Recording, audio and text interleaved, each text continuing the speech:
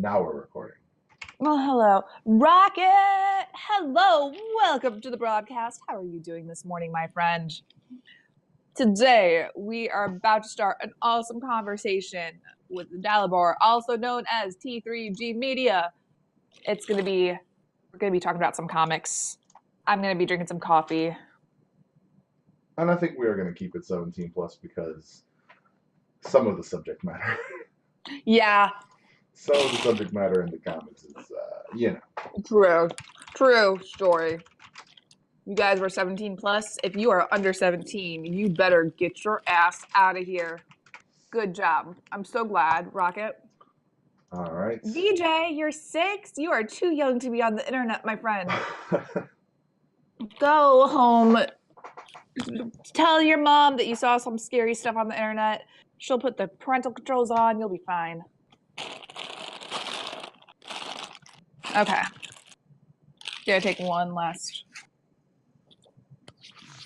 What's going on, ladies and gents? Dalibor here for T3G with my very, very special guest, Abigatorfrenzy. Today, we are doing panels on pages. For those listening and watching in the future, if you did not get a chance to join us during the live broadcast, make sure you go to caffeine.tv/T3G Media every Wednesday, usually in the mornings, where we're going to be doing this kind of conversation. Sometimes with guests, sometimes just me, but the conversation is always there. Mm-hmm. I'm not in the streamers list. I know, House. As always, if you are if you're watching the recording on Dalibor's channel, I'm Abigatorfrenzy. Hello, everybody. Yeah, we're gonna be talking about some awesome, amazing, super cool comics. I'm super excited. I'm just gonna hop in.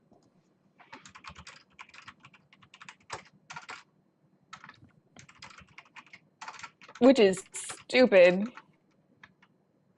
Because that's all I can stream. I only stream webcam on Caffeine because I've got a Mac, so let's go ahead and it was what it is. Let's go ahead and capture the chat real quick. I'm going to leave this on screen, and it's going to be real sad if no one says anything in my chat. It's all good. It's going to be real sad. Y'all go and chat with T3 in his chat so he can see it and other people can see it in the future. That means you, Rocket HD. That means you, House. The future is in your hands. The future. So today we're talking 3 books. The first one is 5,000 kilometers per second. This is absolutely one of my favorite books. So the funny story behind this thing is there's a comic shop in California, in Welcome Rocket. In San Francisco. They have 2 locations, and 3 years ago, San Francisco passed a new law where they were going to raise the minimum wage citywide to $17 per hour. These guys are like, well, to do that, they have to fire a bunch of people. So they kind of came up with a whole new, different revenue stream for themselves, and for them that was, excuse me. For them, that was to create essentially a monthly book club. You pay a monthly or yearly fee, and then they curate a book for you. They pick one out. Sometimes they'll have like a talk about it, kind of like we are right now, or they sometimes had the author on. It was really, really cool concept, and I thought it was really inventive as far as business goes. So that's how I got this book, because it was one of those things where I would have probably picked this up on my own had I seen it maybe like at a half price books. For sure. $5-6. I'd have been like, oh, cool. This looks dope. It's beautiful inside. It's beautiful. Like it's this painted art style that you just can't, like, you really can't ignore. It's very, very pretty. It's really well done. So I would have picked it up, but it was one of those things that literally came to my door. And it's so good. It's so good. I was absolutely shocked how much I loved. You were talking about the artwork. The artwork, if you guys haven't ever seen any previews of this, is absolutely gorgeous. It's in the broadcast. It's in the broadcast, so you can see how badass and awesome this art is. and that's one of the things that I really love about comics. It really has to like catch my eye, and with this one, it definitely yes, Yeah, like it's not any kind of hyper detailed, hyper realist kind of thing. which I enjoy actually. Right. But it really fits the tone of the book. I think it, especially with these like flashback, well, I don't call them flashbacks, these moments where they're younger and they're kids. It just, the Mhm. colors really work. I mean, I think the creator definitely knew what they were doing. Oh And yeah, I for think sure. it's outstanding. I love it. It really is. Looks like painting made by a 5-year-old though. Right. It's not intended to be like I said, a super hyper realistic or anything like that. It's just done really well, and it Mhm. conveys the story. It conveys the emotions of the book. I love the opening where they're being kind of like purry teenagers, and they see the girl across the Yes. way moving in, and they're like, "Hey, what are they? What's is she hot? Yeah. If she's gonna come to the window?" Like it's really, I don't know, like you even see like the difference between the outside. You know, they're talking about how hot it is. So outside the colors are much warmer and Hmm. brighter, and they're kind of skulking in the shadows, so the colors are much darker. I think the book itself is put together in such a good way that it's really hard to even say anything bad about it. Honestly, Yeah, exactly, House. it's true. Respect. Put some respect on Respect. it. No, for So sure. Sorry if I seem distracted. I'm trying to get my version because I've got like an ebook version, so I'm trying to get that up right now. sure, And sure. of course, my iPad isn't talking like it's not doing the thing it's supposed to do. You know what I mean? Right, If you want your technology to do the one thing, it's right. like, oh, but I really don't want to do the one Yeah, thing right just now. when you want it, just when you want it, the one Exactly. thing when you want it. It's and it's here's the thing. It's a romance story. At its core, it's a romance slash kind of coming of age story, and Hmm. Yes. it really doesn't go the way you would expect it to. It doesn't go the way most people Oh. would want it to. Vegetables. Hello, Mr. Vegetables. Welcome to the broadcast. Right now, I'm talking with Dalabar, who you can't hear right now. So, if you want the full lowdown, we're talking about a really, really amazing comic called 5,000 kilometers per second. Go over to T3G's channel and check it out because then you can hear both of our conversations. But we're just talking about this amazing, amazing comic right now. So, yes. Just yes, do it. It stares you down in the eye and asks how you think this was a coming of age story. I know that's true. How dare you say you can abuse power like this with no consequence? House, what are you talking about? What are you talking about, House? How's what? I need to So pull up. what I Yes, go really enjoyed is there, you know, there's this setup, this chapter break of he talks about, oh, she might be the one. Like he gets to this point, like this is like 2 days after they met or whatever.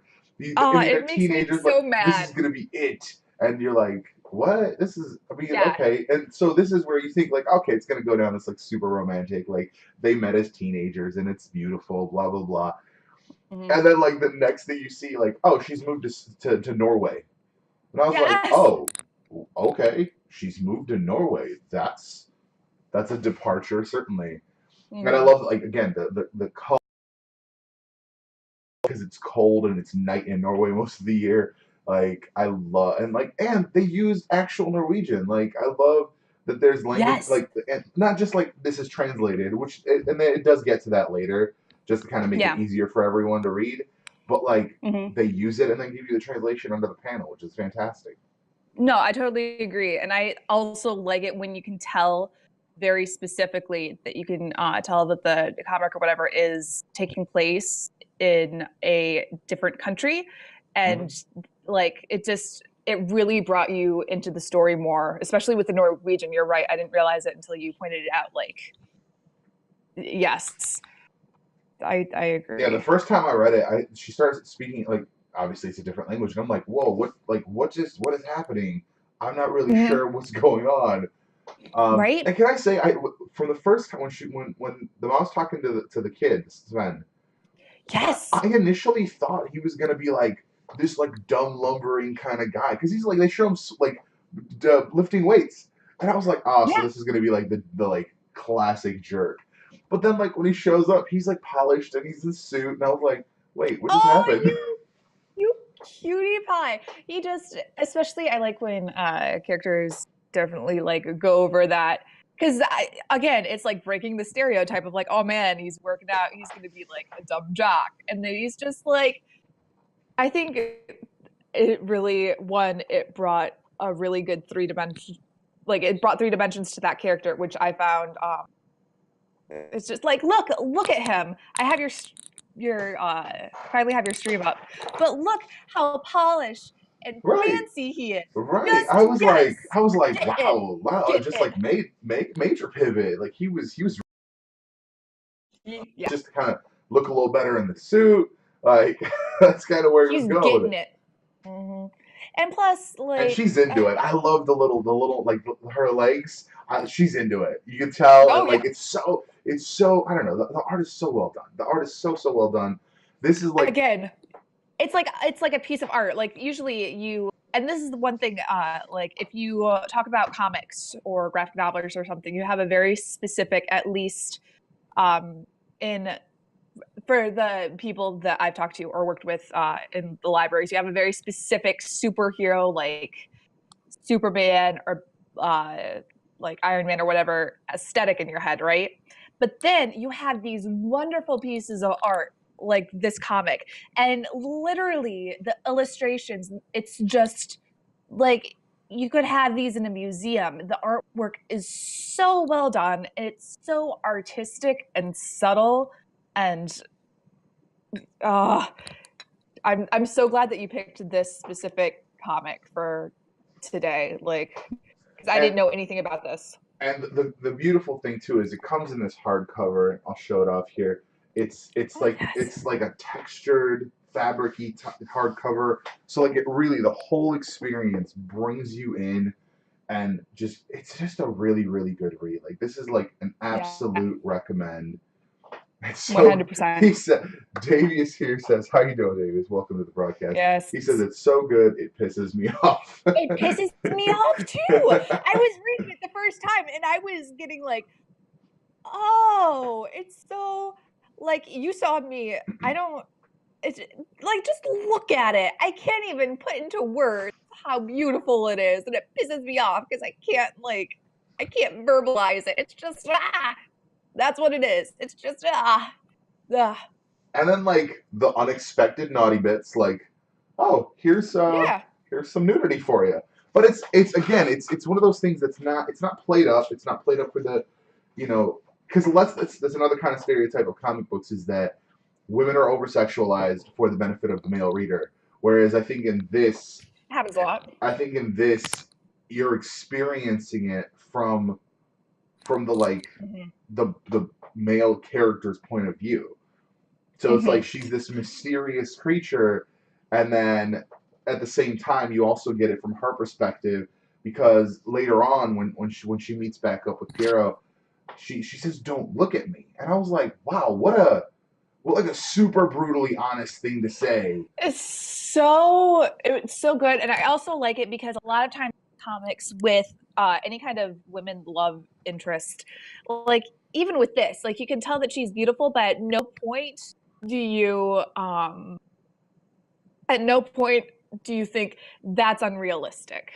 VJ, welcome back. I hope work's getting less crazy for you, but it's just I think having a narrative with real women who like have flaws, and especially I think I'm going back to the artwork again, but I think it's because the artwork in this is just so telling of the story.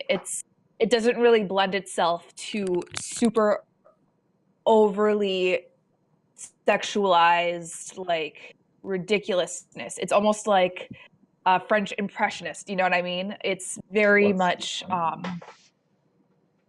yeah, what lots of things are behind yeah. me.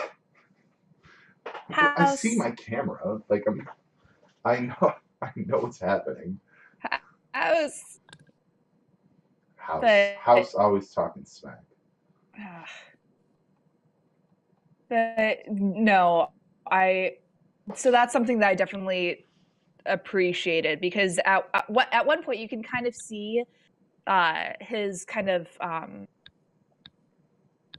his almost idealized image of her, and you can kind of see that. But then at the same time, it never to me seemed like it was something super unrealistic. You know what I mean?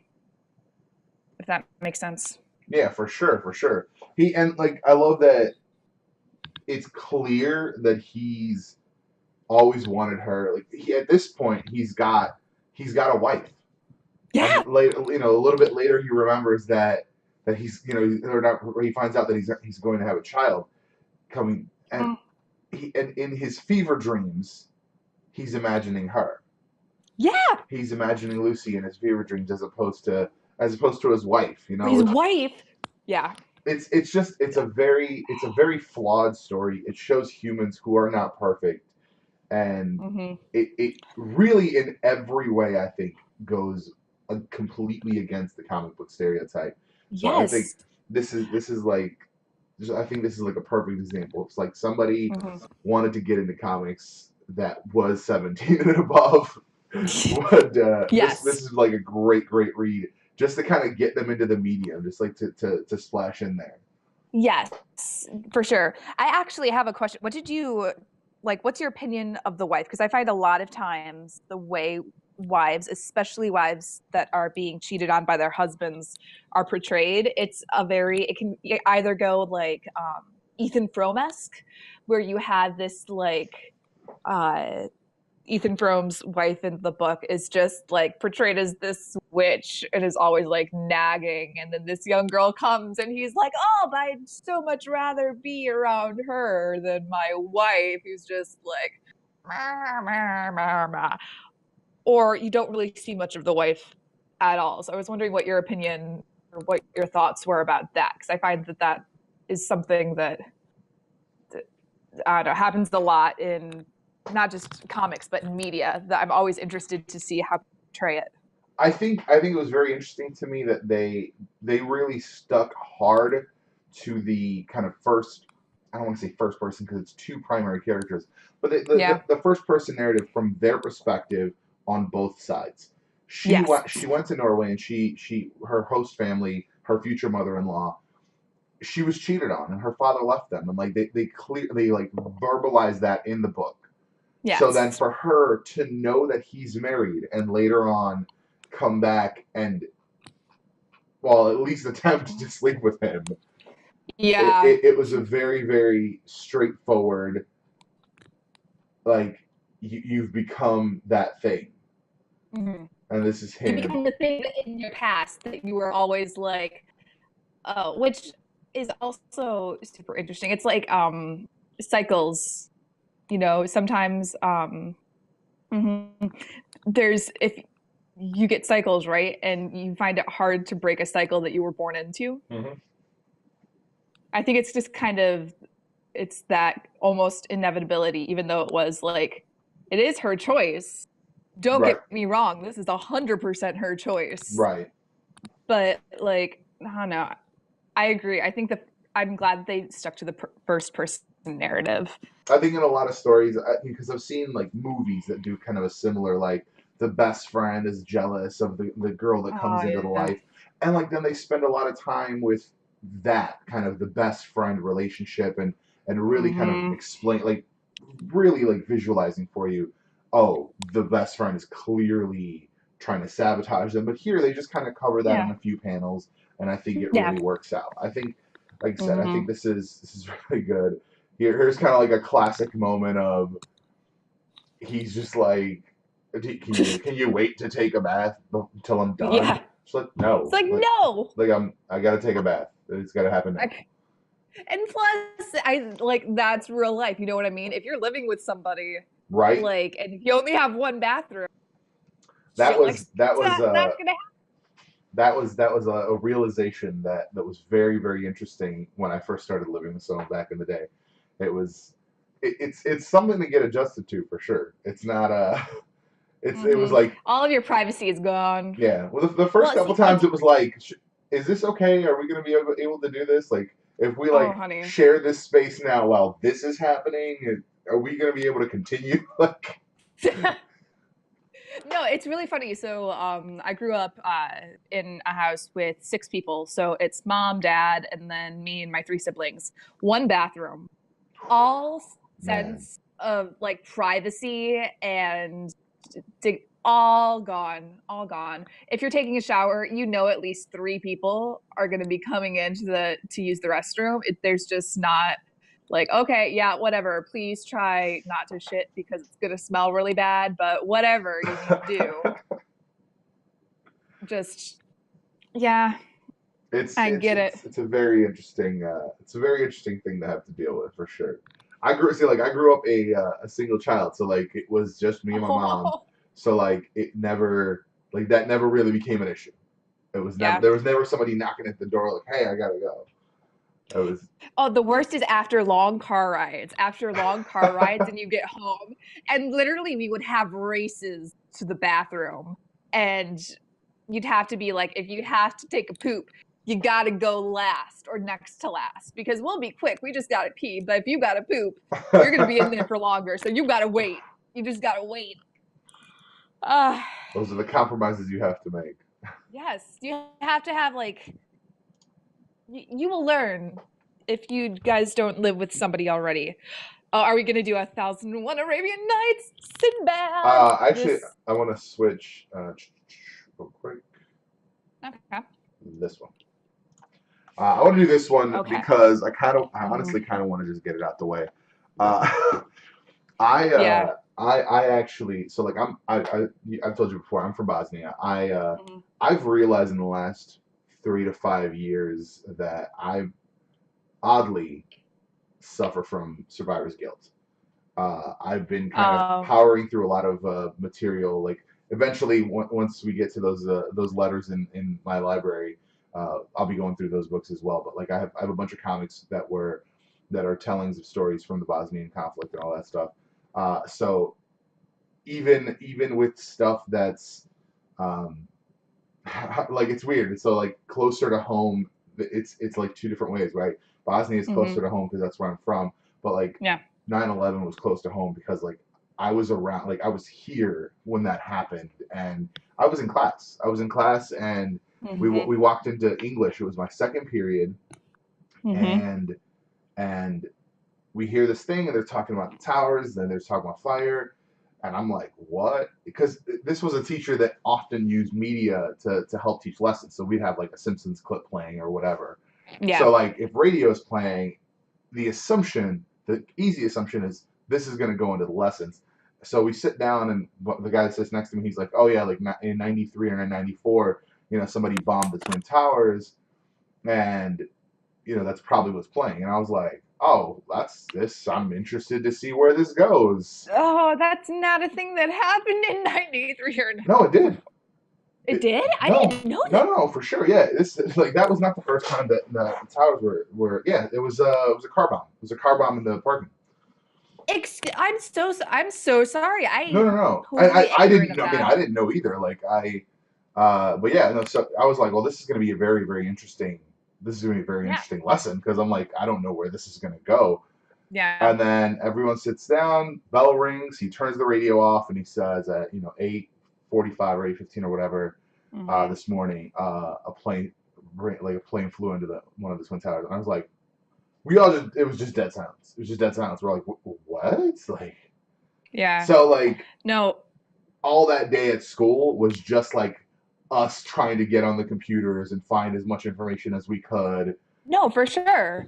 And it's funny because so 9/11 happened when I was in grade school. So I was young.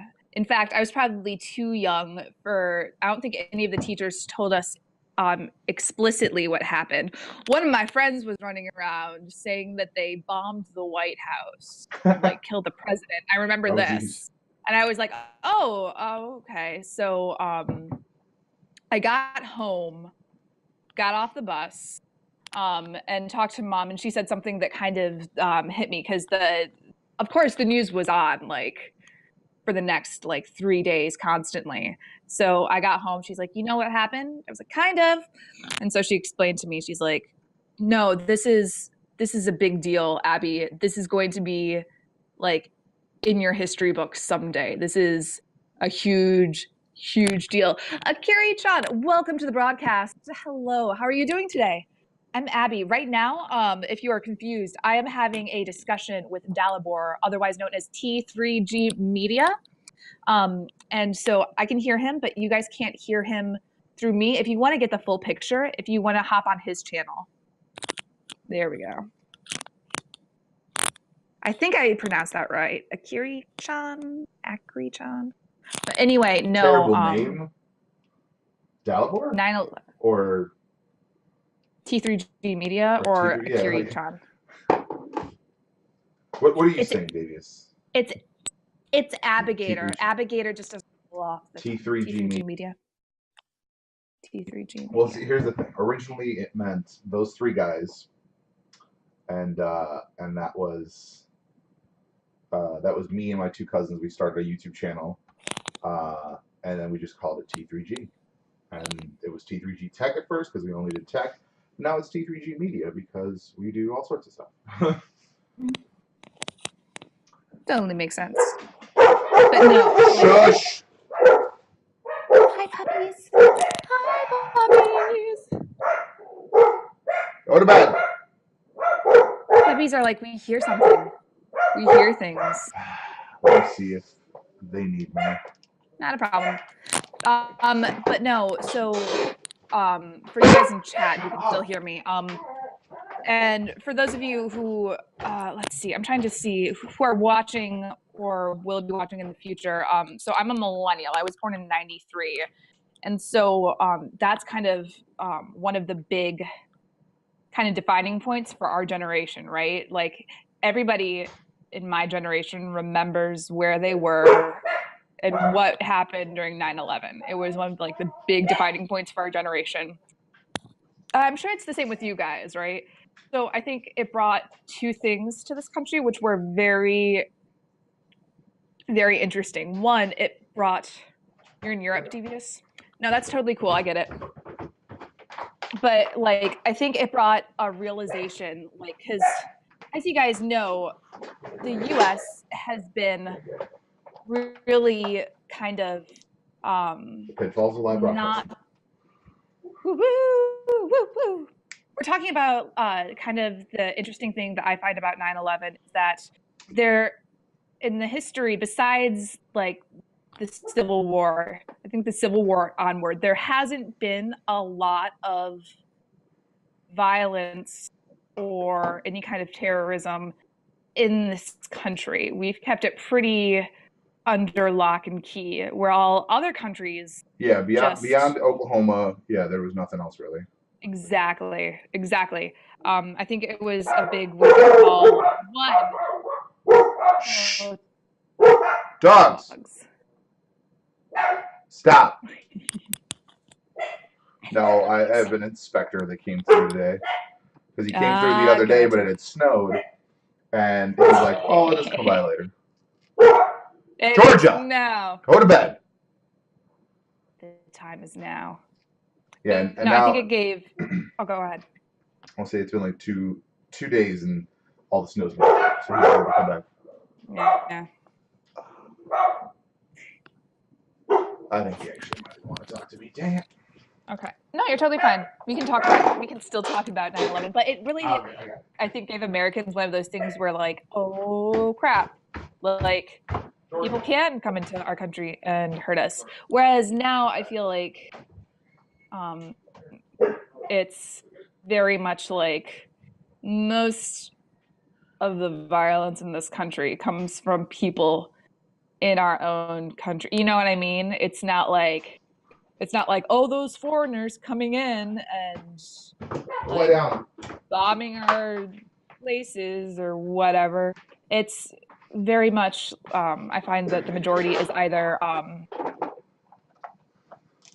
people who aren't treated with the correct mental health capacities, who are just kind of crazies out in the street doing like mass things, or like school shootings are a really big thing now. But I think at this point, 9/11 was the point where, at least with my generation, you really got into your head like, oh shit, Yeah, bad this stuff isn't can just happen something here. that happens in other countries. This is Yep. something that can happen to us. Yeah, it was very very much perspective. It was very much Yeah. perspective on kind of the whole global situation, what could and couldn't happen where.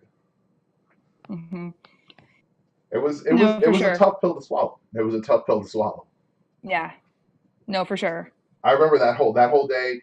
It was all about information. I say intelligence gathering. It was about information gathering, figuring out what was going on, like what details there were, et cetera, et cetera. And then that night, this is when people still watch TV, not the internet like this. That Mm-hmm. night, I went to bed watching the news, and it was just like replays of clips from the day, and I just broke down, and I was just weeping. And that's where I was reading this. That's where I was reading this. There Yeah. there is so much in this. It's it's very very difficult not to get emotional reading this book. Yes. Because it There's makes everything personal as Yeah, well, which right. It gives everything a face. It gives is everything a face. which is so good. And And I love the distinction it makes for itself right off the bat with the first story. It brings up the it like shows Superman, and he's like, this is all the stuff that I can do, but mhm. I can't leap out the page and be there when it's needed. And then Yeah. you have this real American hero taking this kid out of the fire, turning around and going back in, and it's just like, oh. And they're just and that's the thing, they're all these like little bite-sized stories, like they're not more than 3-4 pages, and every single time you see a face on it. I mean, even these guys are like, oh, like we need, this is like the Hollywood kind of boardroom people. Yeah. They're trying to make the next big movie kind of thing. And they're Mhm. like, we need reality, blah blah blah. And then that happens, and then they're all done. Yeah. Yeah, like reality Mhm. is hard. Yeah. So No, it's for sure. it's a very very very hard book to read. It's like, I don't know. I don't want to say especially for me. Like I imagine it's way harder to read for people who were there. Yes, for sure. I think it's also one of those things, like it was a very hard thing to go through, and I think it was very like scarring for the country as a whole. I think it's also one of those things that really put into perspective for me how there's Extremely Loud and Incredibly Close. Devious is an amazing book. If you haven't read it, probably should go out and read it for those of you who are watching. But it kind of made me realize how in other countries bombings and stuff like this happen so much more often. Like if we're talking just about like terrorism and kind of stuff like that, I have a very hard time because I'm very aware of myself as like a white woman living in the United States. I have a very high amount of privilege in that like I've lived a relatively safe life, and like really you weren't that big on it. That's okay. I see you. But it's that thing of like who am I to like obviously all of your feelings are legitimate and like in no way Thanks for the does share, BJ. but I think it really puts things in perspective if you look at like 9/11 compared to other countries kind of have these big acts of violence pretty like regularly. But I think it's very interesting for me because I've always been a big proponent of like you have to feel your feelings. If something is big, you can't compare your pain or your suffering or your loss to other people's because you're going to lose every single time because there's always somebody who's suffering more than you or Definitely, yeah. is in more pain than you. You know what I mean? Yeah, Like, definitely. I think you got it on right there. Uh, DVS also makes a solid point. 9/11 was far for them, just like Paris was very far for us. You know, hmm Paris is something that happened on the news that people talked about. It was terrible. It was absolutely terrible. But there is that disconnect. New oh York, I yeah, can for drive to sure. New York in 9 hours. Drive. Get in my hmm car right now. I'll be there tonight. hmm And that puts a closeness to it that is very very difficult to ignore. It's I not think it's something. also. Oh, sorry. Go ahead. I know it's not something that I need to take any kind of like extra steps. I don't need a passport. I don't need any. I just get in my car and drive there. And Yeah. even within Europe and even within over there,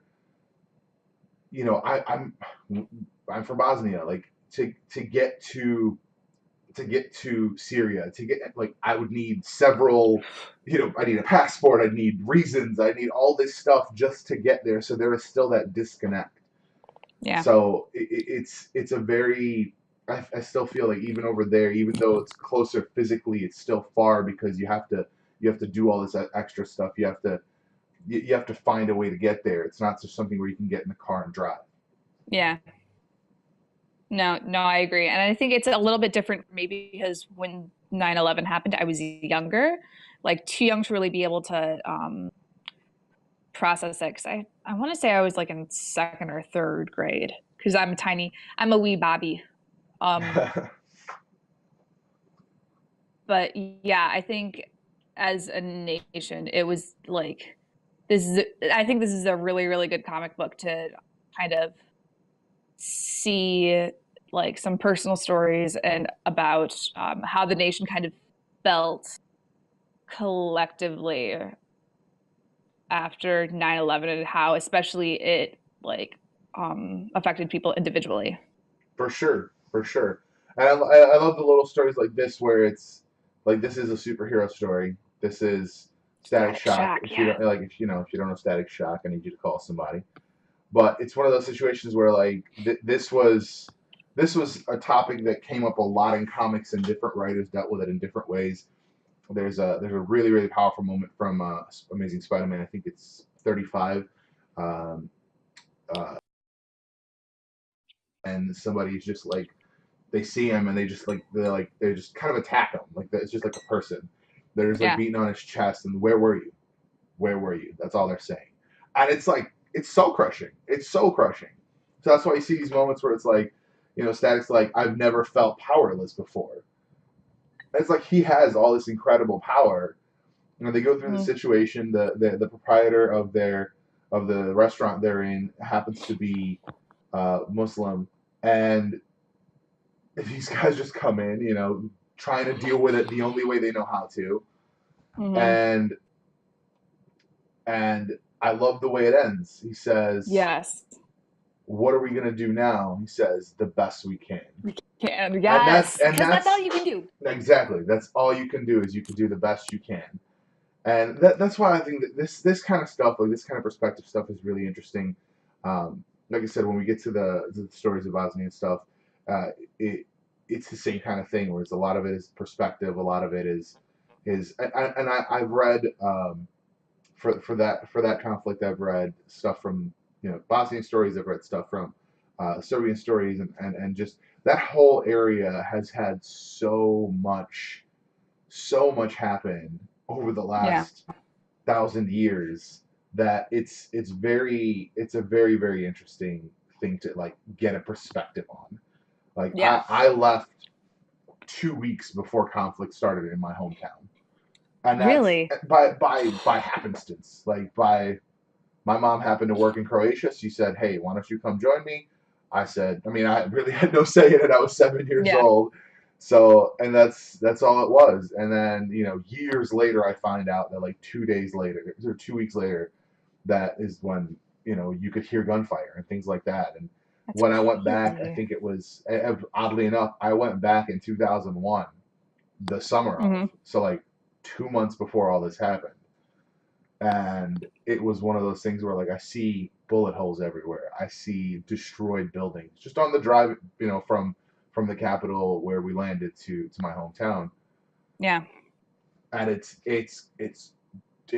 soul crushing. It's heart wrenching because like you remember this beautiful thing, you remember this beautiful place, and it's different. So like there's the one story in here kind of really puts a where is it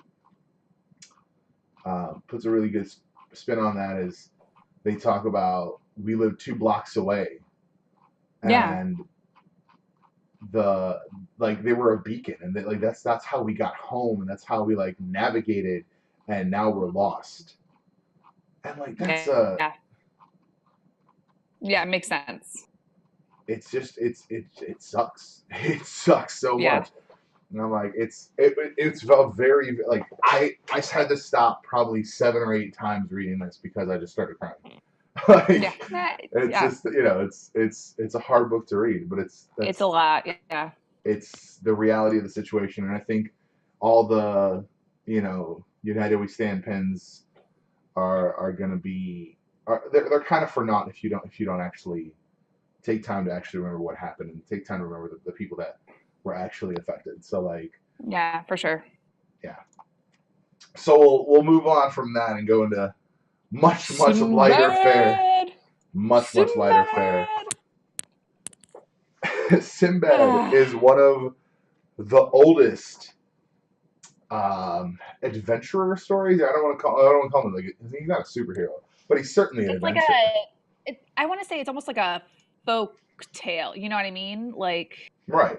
um, If anyone knows the original tale of Scheherazade and 1001 Arabian Nights, it was yes. her way of getting out of getting killed.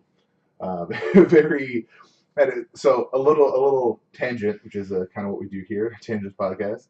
Mhm. This is the 1001 Arabian Nights is referenced beautifully in a book called Fables. They did a one-off called Yes.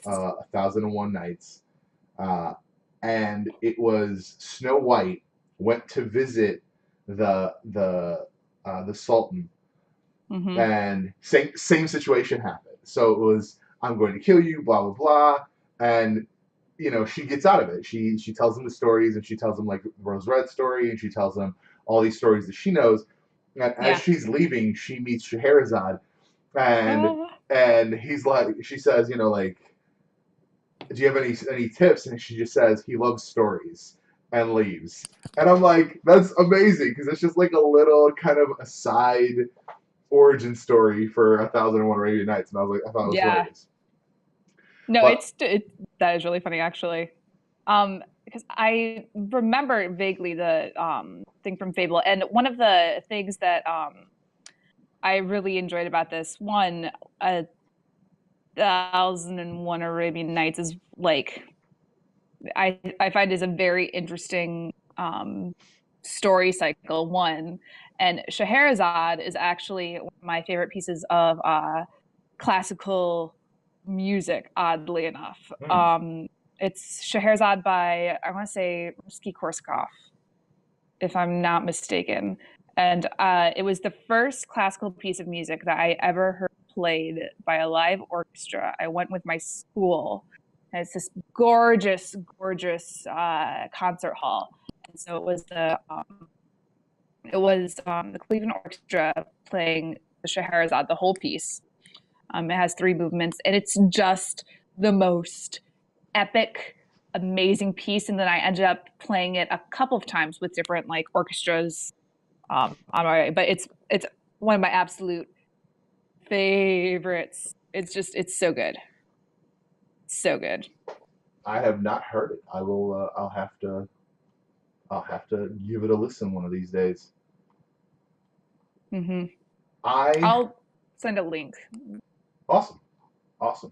Um, the the thing that I know, so the very I don't want to call it an annoying thing, but the very interesting thing at Zenescope, which is who put out this book, 1001 Arabian Nights, The Adventures of Sinbad.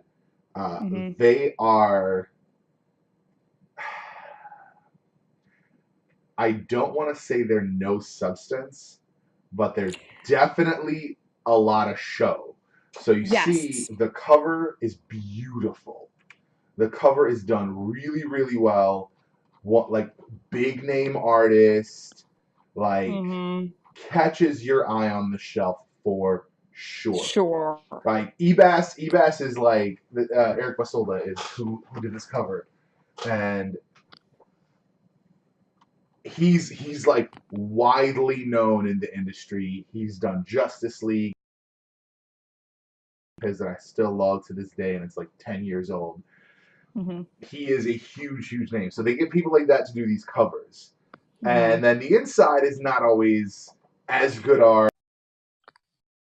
as crisp, Yeah. and what I Yeah. will say now, this is just like a little preview section. This first part, but when they Mm. actually started the series, this was actually like a backup in a Grimm's Fairy Tales from Zenescope, which is another book that kind of had like artists all over the place and stuff like that. Yeah. But this it was like a backup story in I think like a holiday special or something. Mm-hmm.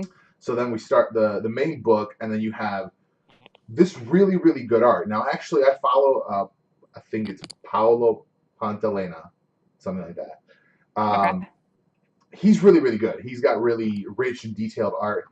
But what I really noticed in this section, in the first two issues, every time a woman walks in the room, he's got this leer that is just so creepy. It's like the He's like, dinner. smile smear with all and like the eyebrow. It's Right. always the eyebrow.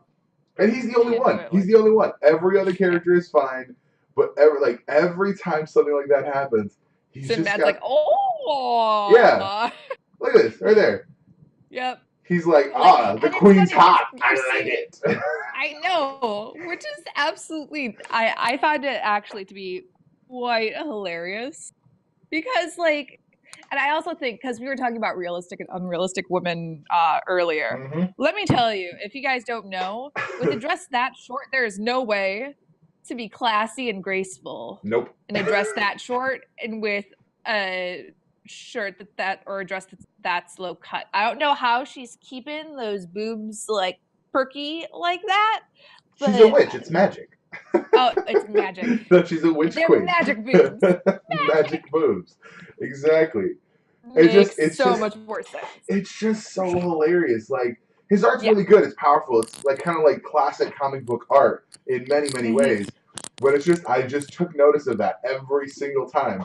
You know, Er. she kicks the guards out of the room, and he's like, "Yeah, I'm gonna get it." Like, Yeah. No, it's totally true. It made me laugh a lot. And I also like because it is very classic. And it's not like it's the same for the guys here too. Like who in real life has muscles and manes popping out like that? That is like oh yeah, best case scenario, you look half as good as that. ridiculous. Ridiculous. That's like Dwayne the Rock Johnson or like Terry Crew Right. level of nature made humans the way we are. Artists can make them however they want. That's true. That's Exactly. 100% true. That's 100% true. And listen, in something like this, in this kind of situation, this guy's a pirate. He's an adventurer. He's, every story he tells, he's like climbing down from stuff.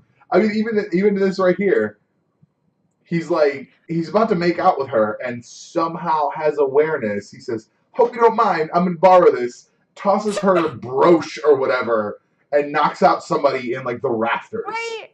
I'm like, he's got some skills. Yeah. And that's a brooch. Unless that thing's like 5 pounds, there's no way it knocked her out. So like he hurled it with such force.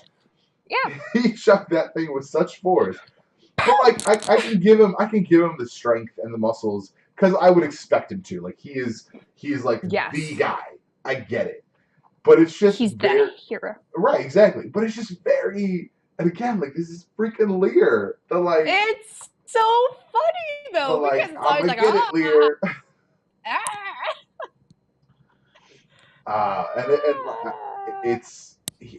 The artist is really good. I really enjoy his stuff. But and this is right here where like the I don't know what the word I'm looking for is. This is kind of where it pulls me out. So like you have this scene where it's like, oh, she totally didn't tell me about this gigantic dragon, Right. right? Next It's like a little panel, Leviathan, right? coming out of the deep. Yeah. And it's like, boom, this dragon is about to kill him. Mhm. The cover of the next issue is great, like it's ridiculous. Yeah. And then the It's gonna dragon is pull us less imposing, less imposing. Oh, and then you're like, It's a little more oh orange. wait, no. It's a little more Yeah. orange. So many more abs. I just and then you've got like the weird Hulk Voldemort kind Hulk of Voldemort, I like it. flashback. Hulk Voldemort. And it's just and it's funny because like You can tell she's there's not any marked more difference. realistic or any less unrealistic, but like the queen's styling is completely different. You know, she went to a hairdresser between scenes. Yeah, exactly. It's just like this, and then also her facial expressions, I feel like, are so much different. Like you can see Oh the yeah, marked difference. Like that is something that kind of threw me out. I, for some reason, have a problem with an ongoing story like this that has different artists. That pulls me out I a little bit. That agree. was one I of the things that I fully didn't agree. agree because then you're looking at like they don't look the same. What? Right, Like and why? it really came into play. So like here, they show you what this guy's supposed to look like as a statue. They showed him Like earlier, yes, and that was pretty heck yes. close. That's pretty Hmm. straightforward, pretty close. Hmm. At the end of this, so this is where they have another kind of more stylized artist, kind of like Yes, the first guy, and then of course at some point someone's got to get near naked. of course. Because that's the whole that's Sinbad. And see, Right. that's another thing why I was okay.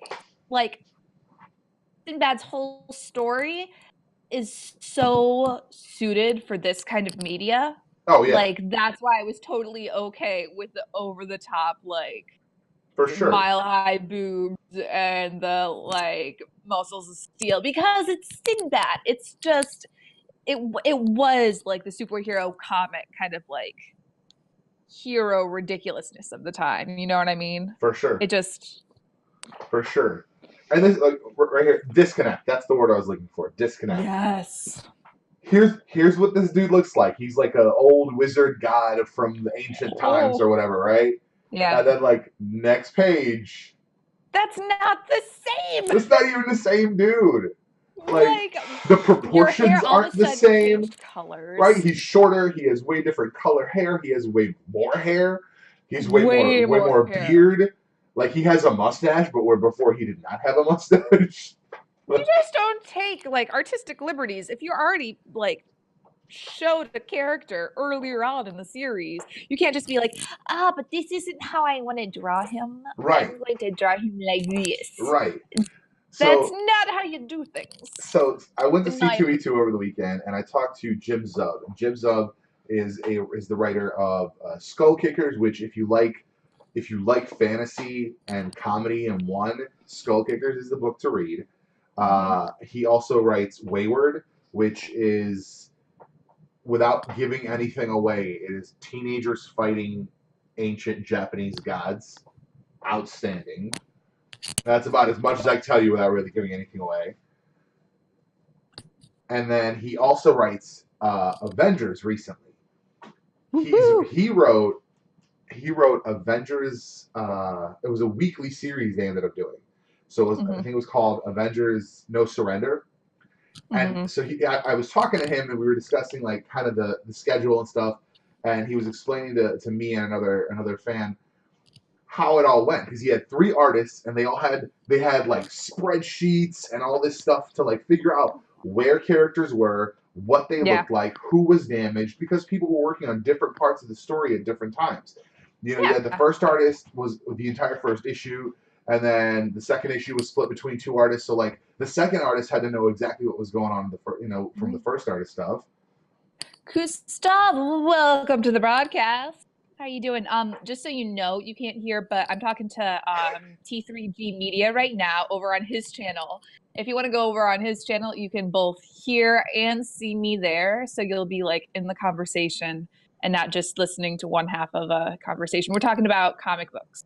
In particular, we're talking about Sinbad, the baddest motherfucker out of all of the Arabian Nights. True facts. Yes. facts. Also, gaming, same thing. Hello. T3G Media. We're kind of we're talking about comic books on his channel. So right now you'll be listening to one half of a conversation. If you want to go check him out, T3G Media. Go to his channel. Haven Gaming, welcome.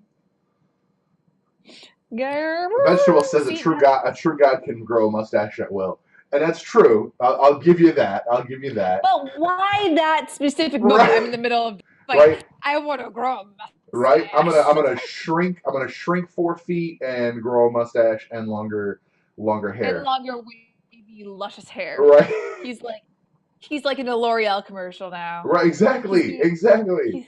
And He's doing the and that's where like this whole thing where locks. like it just feels like, you know, the last artist before he was done, they were like, hey, you start the next issue because this is clearly again a different artist, and that's where this kind of stuff happens. Mhm. Like it's just also this was like my favorite thing. She says, here, take this tunic, it might help against the flames. He lands, takes it off. I was like, but wait, what? I can't fight with this on. I need to show all of my ass. Right? And I was like, what falling flames? Are flames falling for some reason? Like, what are you talking about?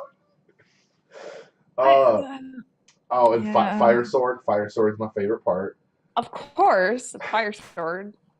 And of course, now he has no protection against fire sword. Also, I love that, how she's just conveniently totally naked when she's captured. Like, look at these ropes that are conveniently covering my nipples. Remember, the witch converted her clothes into bindings. Yeah, she stripped her. She literally stripped her down and used the fibers to bind her, which is, I think, epic. Just epic. Yes. It's true. And like here, further later on in the book, he's clearly bigger than he was at the beginning. Yeah. His hair isn't nearly as luscious. Right. And his face is noticeably more wrinkled in different places. and that's so like I've been on the search for an artist for my book. Like the script is done, and every time I look at people's stuff, my biggest thing is, can you be consecutive with characters? That's why I always ask artists, do you do sequentials? Because I don't say anyone, but like I've produced a really good one-off piece. Like I can show it to people and they're like, wow. And I'm like, yeah, I did that. Yeah, I cannot draw the same thing twice and make it look the same to save my life. So it's tough, yeah. So I think that's where the talent comes into play. Mm-hmm. And that's where you get talented people, and especially I feel like for something as widely published as this, they could have afforded a good artist. That's why reference sheets exist. Exactly. You got it. That's why reference sheets exist. People make reference sheets. So I mean, like, and this is one of those like simple things. Somebody could have just drawn this at the beginning of the story arc, given it to like, hey, this is what we're going to go off of. And let's say if the artist got sick, if they wanted to change the schedule or whatever, and they had to put somebody else on it, be like, here are all the reference material. Here you go, slide it over to you. All the reference materials before we're done with issue 3. And that's it just seems easy and logical and simple, but then people just don't execute that. Like it just doesn't happen that way. No. I think it's one of those things where like, oh look, he's getting it again. Now he's naked, jumping off the balcony. Right. And this is why I say like, and I'm okay with him not having like the ridiculous musculature. This dude climbed a tower to get his stuff back. And I love also how the girl has this back like, oh, I just had sex with this guy, nothing bad's happening to me. Oh yes, welcome back, come back into my bedroom. I just like the whole thing is, it's fantastic. It makes me chuckle because it's so entertaining, which is totally the point. Exactly. And then it's like, so the guy from the first issue did the cover of this, obviously. And look how much badass. Like, look how badass that is. Although I will say they got a better artist for the interiors of this one. It's again, and it's because you have all these different artists, it does disconnect. And I think if it is going to be one continuous story, it's hard to follow if you mess with it like this. Because I'll be honest, between issue 2 and 3, when they switched artists, when she was on I was saying on screen, when she was on page, I was like, is that supposed to be the like the girlfriend of the young guy? Like Yeah. it's kind of a hard. It's like, was that supposed It's to be hard to her? keep track of the characters because they look different. Right. And this kid, this is the guy, the young kid here in the bottom right. Yeah. He's supposed to be the dude who was on the first page, like huge dude up on the mast, like he was the one who sighted the island. I'm like, that doesn't even look. This guy's Look, 12. he's like 12. He's a sweet baby, Yeah, innocent boy. he's a Look, boy. he's too innocent for this. Look at that woman. That woman is too much for that tiny guy. I'm telling you right saying now. she is 36 and he is 12. Yes. I mean, if he can get it, This is my favorite moment of this entire book. He's running, knocks into a woman. He says, "Oh, beautiful lady, if only there were enough time." And then keeps running. Like, I'm sorry, it's so Sinbad. He's just so smooth. You know right. what I mean? I would, but I gotta go take care of this god. It's a second. But I have to take a second from like running to like gently caress your face right? and look into your eyes. I gotta let and you have know this that you moment can with get it. Just want to let you know that you can get it. I would give it to you. I would give it to you because you look fine, lady. But I gotta go. But I gotta go handle this. It's man, it's I love it is an exciting story. A chunk of the Grimm fairy tales, a good chunk of it. And again, this is where you see like the entertainment of it is this is the cover gallery, and this is everything looks so epic, everything looks so big. They get all these big name artists like this. I can't read it, but I'm pretty sure this is a bigger artist. Like you get these bigger names to do these covers to bring people in because it's at the end of the day it's a visual medium. People walk up to a shelf and they see something and they're gonna want to pick it up because of the cover. A lot of it is placed on the artist and especially the cover artist. So like maybe the artist is experimenting. I feel like in the middle of a book is not the place to experiment. And like this image personifies everything that Zenescope is about. Zenescope does these stories, and this is the kind of stuff you get on a cover. And it's like, why is this necessary? What does this have to do with anything? And it's just to show off that little bit of butt cheek that you can see, like right down by her crotch. Reverse peek cheek right there. And how her magical boobs are magical and need absolutely no support whatsoever. No, and they're all the boobs are magical in comics. Also, I want to. This is the other good one. Because teenage boys. Yes, look, it's a tough job, but somebody's got to do it. I know.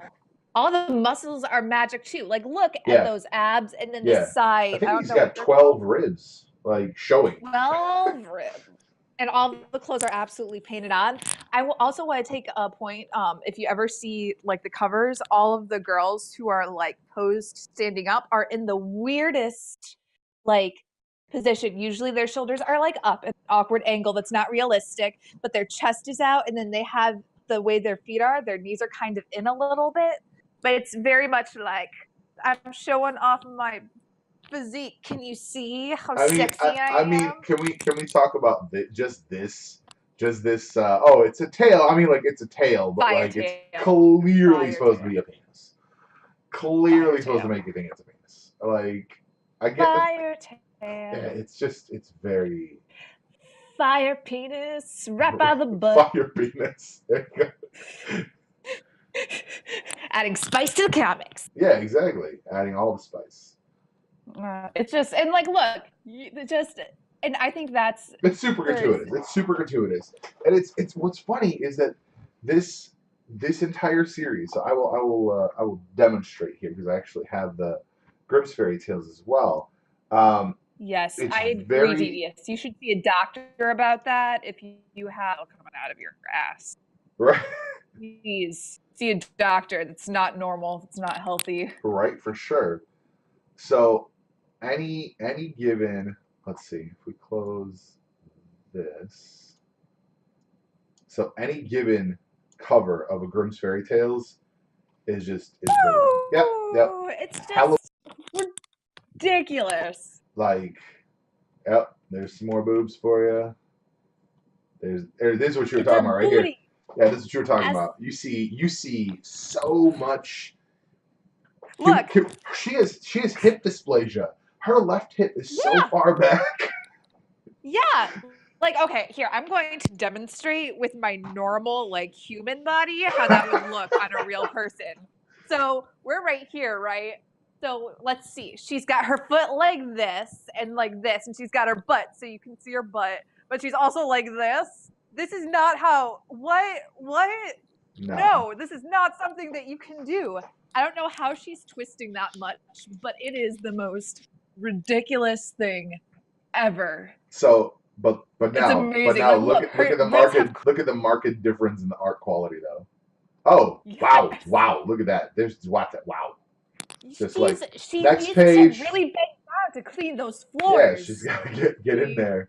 You really's gotta like get in there. Vegetables, yes, you can do the same pose. Oh, there is Maybe an actual that's it. dragon. Maybe I you was need to be concerned. totally naked to do the pose. That's possible. That's possible. That's certainly a consideration. That's certainly a consideration. Yeah. So the other book that we had was the second volume of Sinbad. Yes. And this got a little more personal. This focused a little more on one of the main characters, Wilhelm, Yes. who is this undead. Except so he to me I thought was a zombie, and he looks to me like a zombie. I thought so too. But then when it kind of gets into the story, and it actually will show you. It was 33. So you notice there's like a reference. Here's the story from before. Like he was this guy who fell in love with his master's. There's no other way for to say it. Fell in love with his master's property. Yeah. There's really no other way to say that. Yeah. And then he goes to this witch. Arabian Nights, you guys. You shouldn't be expecting this. Right. He goes to this witch, and he's like, "Yo, I want power. I want money." And he goes to pick her up, and she's like, "I hate you. Why would you want to do anything?" And she's like, "You're disgusting. I hate you." And he's like, goes back to the witch, and he says, "Yo, why? How about now you give me her too?" And then this guy's mad because he was in love with her in this version of existence. He goes to the witch and he says, "Yo, I need revenge." Of course, brings a giant fire demon because that's how you do things in Arabian Nights. Yeah, of course. And of course, as these things go, the girl dies. Of course. So of course, you see the little reference here. He goes to Grimm's Fairy Tales 33, and I want to show you that because I think it's. Excuse us, Firejin. Firejin. However you pronounce it. Thank you, devious. Firejin, pardon me. I mean, I did not know that Jin had different classes. I think it is. Yeah. I know this because of American Gods. There was a really good. Whoa! What the hell just happened? Whoa! Screen weirdness. Oh! Freaking out. It's very tricky. Where is the Firefox? Bam, bam, bam, bam. Yeah, they're almost like genies. Basically, they can grant Wait, a wish. If you guys have ever read American God, there's a really interesting story where Jin is actually a taxi driver. Firejin is a taxi driver and is just like so fucking done with like he moved to America is like because American Gods is a lot of the old gods who are trying to struggle in like a modern society, right? It's anyway, American Gods, Neil Gaiman. Anything Neil Gaiman, you just should. The evil Jin, the lamp, and the good Jin. There you are. Ring. Man. Oh, hey, that was my. Hey. That was strange. That was strange. Where am I looking at? This one. This is the one I wanted to switch. Ooh. All right. So this is again, we've got a Yes. very, very Naughty and nice. You yeah. guys, if you don't have panties saying if you're Aladdin, naughty or nice, Aladdin was you're not not Chinese. married. What are you talking about? Aladdin was Middle Eastern. He's from Baghdad. It's not What? Chinese. What you talking about, Devious? What you talking about, Devious? I don't think that's right, Devious.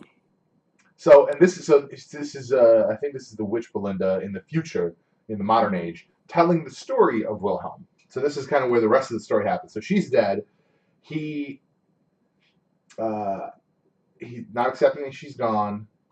He kind of watches over her dead body for some reason. Yeah. And Well, because you gotta protect it. Also, this is a question. What was so intense about this woman that these two men felt the need to like, I'm going to go through all of just this shit with this witch. sometimes you look a woman into the windows to her soul, and that's how it goes. My windows are right here. Sorry, I'm just imagining this in Yeah, real life. yeah, the windows, yeah, those windows. I get you get Shush. I get you, yeah. So he's as long as I live, my love will not be desecrated. And then he fights off these snakes, and the snake is bringing leaves. And the snakes look at him like, "What the hell's wrong with you, bro? We were bringing you these." And Yeah. she lives, and he puts these leaves on her, and she lives. And he's super excited about that, and he keeps those leaves for some reason. Further down, he finds her cheating on him. And he says, "But why?" And she says, "I always want more stuff. I always want different things." And he's like, "What the fuck is this bullshit?" Settle with one person? Which you should have expected this. How long have you known this girl? Right? 12 days. Boy. Boy. Don't put all of this in one person. I like how Aladdin lies and pretends to be a badass slave owner to get a chick, right? Like, yeah. Hey, girl. Hey, look at all the slaves I own. That makes me more attractive, right? So Wilhelm gets killed. He's got those leaves on him, and this is his punishment, right? This is a price to pay for all the magics, and his price is that he shows up. Looks like there's some naughty stuff happening with the shrink. Woo! Woo! The present day story is like less entertaining. It's like the character from the fairy tales, like children and stuff living in the modern day. Yeah. He shows up and he says, "The same snake leaves that saved you saved me, but where I have taken on the appearance of a snake." And that's why I was like, "You don't look like a snake. Really you look like a zombie." It's like a Hulk Voldemort mix. Oh, yeah. That was my favorite. Boom. Look. Oh, how the turntables have turned. Yep, all the snakes are inside her. It's gross. It's so gross because you can see the bulges. It's just sweet fucking irony. Yep. So that's where that goes, and then we follow them into an adventure where they go into the city of the dead, and I'm sure this guy finally professes his love. Now he's 23 again, and now it's okay. He's 23. Now he's hulky and looks a little bit more mature. He's not 12. He's got that muscle. Right. He's got the laughs going again. In the one scene where he was 12, he didn't even have his daggers, so he definitely didn't even look like the same dude. Yeah, no, not at all. Like, this guy's a killer. He's got daggers across his chest. Like, he's likely to kill you. Get that girl. He can handle that woman. And she's like, "What? He likes me?" Like, you were not ignorant. Girl, if you're wearing that, you know that you can get any damn man you want. Let me tell you. This dude was getting it with the the man of very few words was getting it with the chef. I love that she's covering herself with a pan. Just a pan. Don't look at me. I love that he doesn't say anything except yes and no. Yeah, I know, right? Yes! Yes, chef. Very binary. Very binary. Get it. And then this guy doesn't even speak any language that they know, but they just kind of understand each other. Kind of classic stuff. I think it's the muscles. If you have muscles like that, then you can get it. Also, this woman is badass. I'm not gonna Yeah, lie. I the random totally archer shows up, and she's an awesome yes. archer. Oh, look at you, badass woman. Your muscles and your painted on. And also, I always am interested. Like, it's always almost camel toe in these comics, but without. It's just like you can see the V in the crotch area, You but got to that's see the it. V. You got to see the. And that's You I never gotta understood that. see I'm it like, how? Why is it so tight? Why is it because quite you so need to tight? know. You need to be reminded that there are Have sexual you heard? genitalia in that area. Have you Okay. heard of the? Have you heard of the tucking controversy for Infinity War? No, what happened? I think this is a perfect tangent here. Tell me about the tucking thing. Because Infinity War is coming out very soon. I'm very Right. worried to see who's going to die, although I'm pretty sure I know what's going to go down, but we'll see. So they shared the. They've been slowly sharing cast photos from the movies over the Yes. last few weeks, Hmm. and no, not YouTube. I don't want YouTube. I just want a picture. Um, Show me the tucking. Show it to me. hold on. I gotta bring this up. So Infinity War. Where? I mean, they couldn't have taken it down. I mean, I suppose they could have taken it down, but I feel like that's silly. I think that's a There we go. silly There we go. too. That's Okay. okay, good. So they've been shared. They've been 22 posters. There we go. There we go. So yeah, we'll hold on. Switch over. Let's get another window.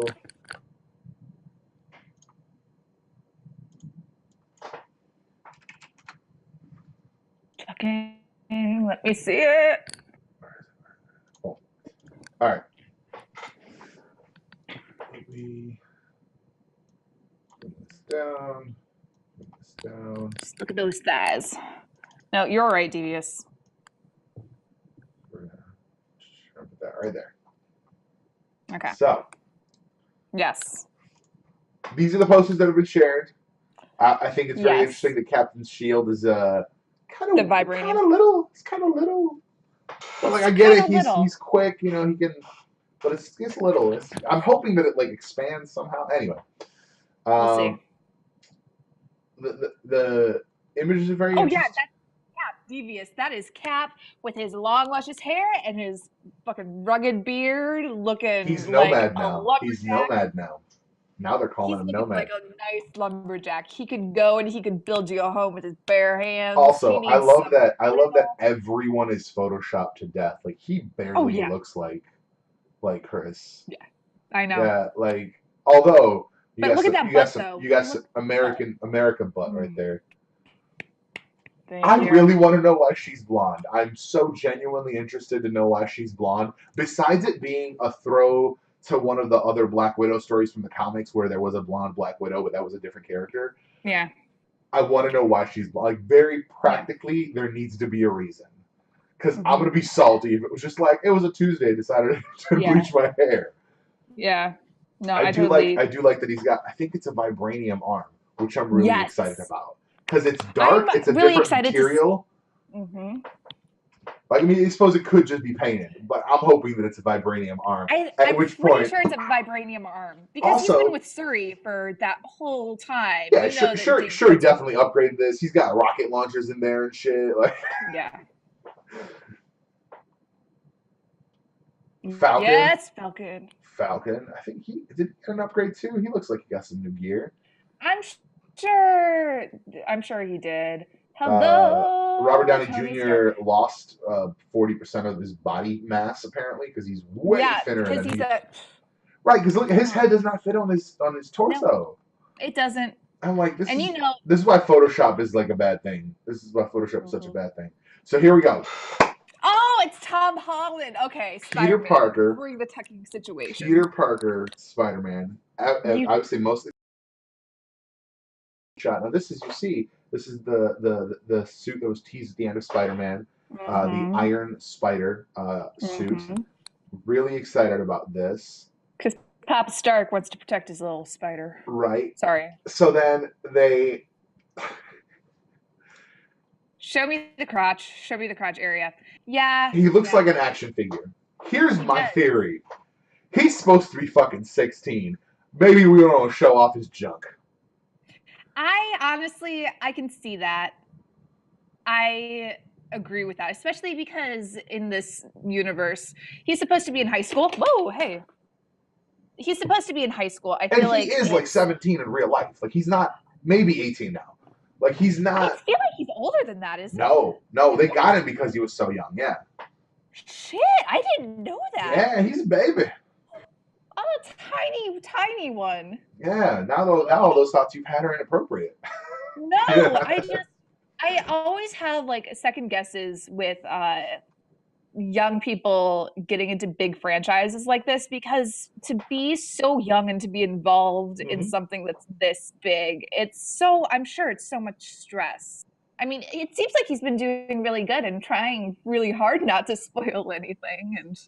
It's just, and people are like losing their minds. This is like a controversy. This is a whole thing. And I'm just like, why? Tell me now. Why does it matter? Like he's supposed to be a high school child. So young. I don't understand. I don't need to see his junk for any reason whatsoever. Why would you want to see his junk?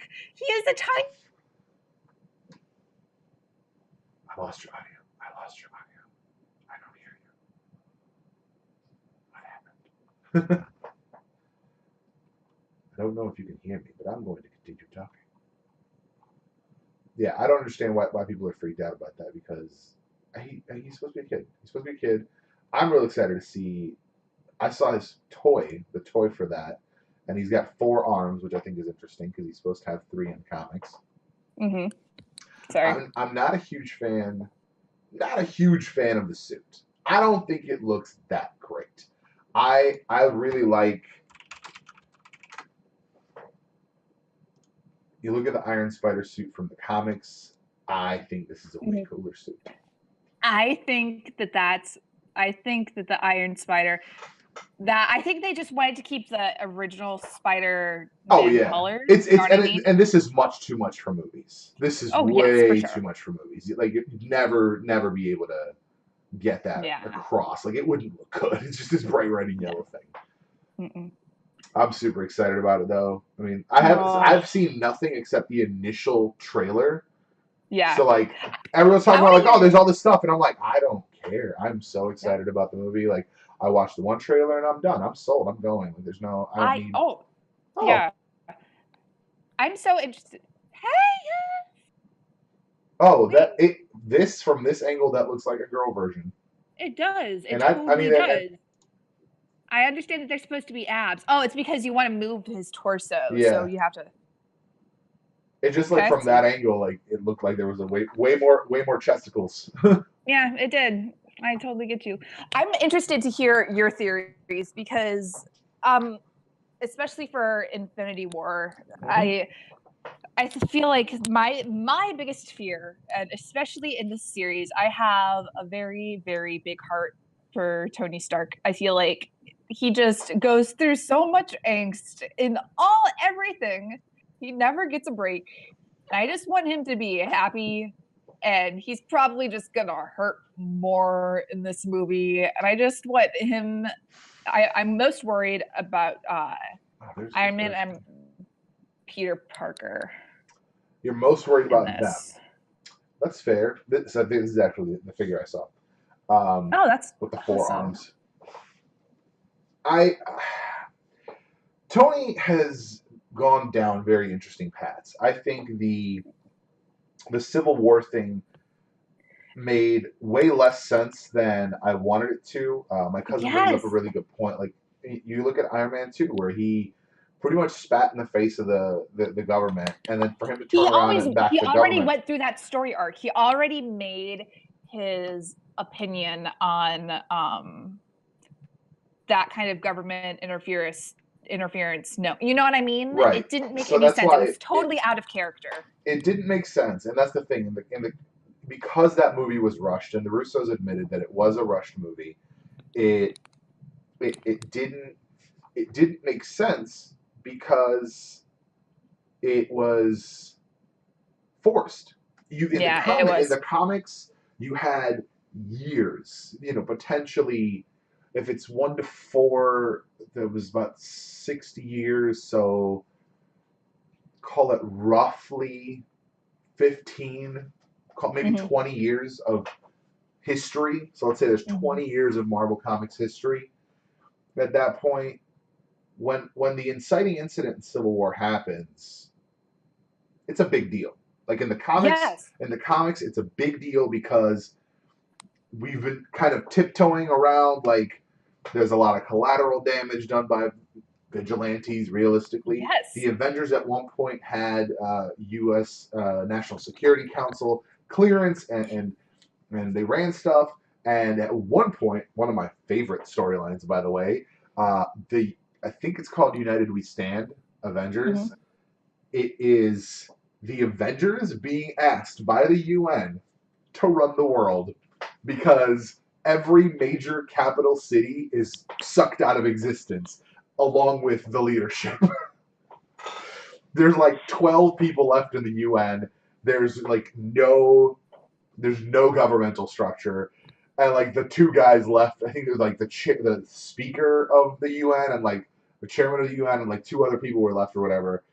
And they're like, we're asking you to run the world because we got nothing. We are Too out of much people. power. Too much power. But it was like a temporary thing. They figured out who Mhm. did it and like they brought it back. But it was just one of those things that in the comics you have these things that I like the arch villains where I like the art where villains become the Avengers. Refresh my mind on that, Devious. Um, in the comics, you have all these years of things happening that bring you in that mentality. Mhm. They bring you like Tony Stark has seen, let's say, 20 years of stuff happening, so that when in the comics, Civil War was ignited. The Civil War storyline was ignited when the New Warriors, which was uh, they're like a little group. They're actually doing either a movie or a show with that. Yeah. But they're like teenage. They were like a teenage sidekick kind of group, kind Hmm. of like the Teen Titans, but they had become reality TV heroes. So they had like a film crew following them around because like this was 2006, 2006 when reality TV was kind of really popping. It was like a big thing. Yes. So Jersey Shore. right, exactly. So they had this film crew following them around, and oh, okay, you're talking about Dark Reign. So yeah, they bring together this film crew and Teen Titan or the Teen Titan, the New Warriors, and they find this like little hidden group of villains. They're just like chilling in this house, and they're like, "All right, cool, let's just jump them. This will be good This TV." can't end well. This can't end This well. is like, and they're just like chilling at a house in a neighborhood. So then, like, the fight escalates. They realize they've been found. They start fighting. Blah blah blah. Namorita, who is the cousin of Namor, Hmm. pile drives this guy Nuke into. I'm pretty sure his name's Nuke. Into a school bus, Ah! and he looks at her and says, "Little girl, you're not playing in the bush leagues anymore. This is the big boys are playing now." Blows up him. That's his power. He blows up. Yeah. He blows her up. He blows up the school. 38 children on the playground die. Like major event, and they were never going to do that in movies. They were never ever going to do that Oh in movies no. because you can't do But see, that. it makes a really, really good point, and that's why I like all about the comics. Like in real life, there would be some serious consequences if these superpower people just ran around with absolutely no like responsibility or any kind of like rules from outside people. That's too much power, and I Right. like how in the comics it's very, very like Tony understands this. You know what I Yeah. At mean? some point, he just gets to that point, and this was like that was just the culmination of things. Like before Yeah. this, building up to Civil War, there was still Tony Stark was working on getting he kind of apprenticed Peter Parker. He Yes. he built up this. He was already talking registration with Congress. Like he had gone there, and Yeah. that's why Peter Parker revealed his identity again prior to the beginning of Civil War. So like Yeah. there's all these things that kind of led up to it. So when this inciting incident happened, that just pushed things way faster. Whereas, granted, Sokovia was a big thing. Like the Avengers Ultron, Yeah. Age of Ultron story was a huge thing. Like they lifted most of a country off the ground. Yeah. It's a big situation, and I'm glad that it went UN. In the comics, it was very much the U.S. government. Registration was a U.S. thing, and like Yeah. they were trying to essentially sell the idea to other countries, being like, "Yo, you guys should also get registration." Yeah. Or like some countries were like, we've always had registration. So it's like it's different stuff. You know, it was kind of like a comparison, and you guys see kind of a worldview to certain things. But here in the movies, it's I don't want to say overnight, but it was like, hey, Sokovia happened. Now you got to sign this stuff. Yeah. Like, hey, we've decided that you guys are kind of running rampant. We're not trying to deal with it anymore. We need you guys. It was too rushed. Yeah, and that's the thing. And I interviewed somebody the year that came out at C2E2, and it was Adam Withers. He says Iron Man has a better point, but Cap is the one who's right. It's true. It's so true. Because it sucks. It sucks. But like you have to have that personal liberty. You have to be able to keep your privacy. But at the same time, Iron Man has a really, really solid point. Because at the end of the day, if you don't have someone to rein in anybody, like then it's chaos. Then it's chaos, and then you get major international incidents. Then you get bombings and all this other stuff that it reminds me a little bit of, and I think oddly enough, as much as there are problems with the DC movies that are coming out, I felt like the DC movies did such a good job with showing the nation's kind of feelings over Superman. Yeah, for sure. Being, you know what I mean? It's that same thing. This godlike creature who has ridiculous powers is suddenly here, like he's saving us. But what happens? Right. Like Batman has a great point. What happens if he just goes rogue? Right. And you kind of see that if you watch Justice League. You kind of see that for a few minutes. You see Superman without any restrictions, without any moral compass. You see that for a few minutes, and then you see kind of where Batman had a point. Well, it's funny because in the comics, like they make a very, very good point of I forget what specific issue, but there's a plot line where basically Batman, the Justice League, realizes that Batman has like contingency plans. Tower of Babel. Oh, Tower of Babel. Such a good story. To take all of them out, should they go off the rails, and everybody's like, well, what the fuck? And there's this amazing scene where Batman's like, if you guys don't see the need for contingency plan to take all of you out, then I don't belong here. I'm out. And he leaves. I have to leave. And Superman follows him to the teleporter pad, and he says, hey, you got a contingency plan for everyone. What about you? What's the contingency plan for you? And he says, it's called the Justice League. And it was just mic drop. And I'm like, yes, that's exactly it. Because at the end of the day, like, while he has that, like, if they all came at him at once, they can take him. Easy. Yeah. And like, because he's just a guy with a lot of fancy instruments and a big brain. Right. That's all. Tower of Babel is such a good story. I love that arc. I can't. If they did that as a movie, I think people would lose their mind. First of all, it would be so good. It would be so good. Because I think the animated movie, I think it was Justice League Doom. It was good. It wasn't great. It was good. Whereas the Tower of Babel story was so good. All right, I actually have to cut this off. We are in really great conversation, and I appreciate your time, Abby. Appreciate the conversation. Absolutely. I have to bounce, and we have to finish this up. I also want to kind of keep this under 2 hours overall. Yeah. So, thank you very much for those watching. I appreciate you. Thank you for hanging out with us. Thank you for the conversation in the comments. Yeah, the Dark Reign storyline. We'll talk about that. We'll get to Dark Reign. It's in the alphabetical order. um, Thanks everyone for hanging out with us. Those listening and watching in the future, make sure you guys check us out on caffeine.tv/T3G Media. Everyone watching now, check us out on YouTube. T3G Tangents is where this is going to be. Our main channel is T3G Media. And thank you again for hanging out. We'll see you in the next one.